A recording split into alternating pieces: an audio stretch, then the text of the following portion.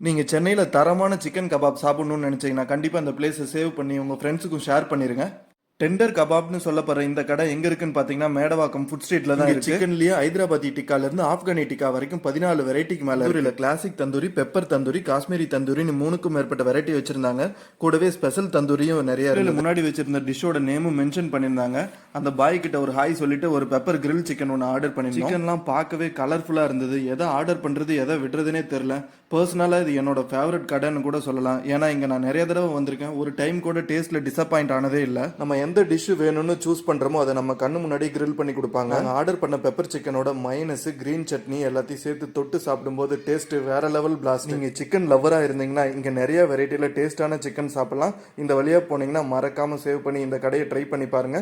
Thank you, பாய்.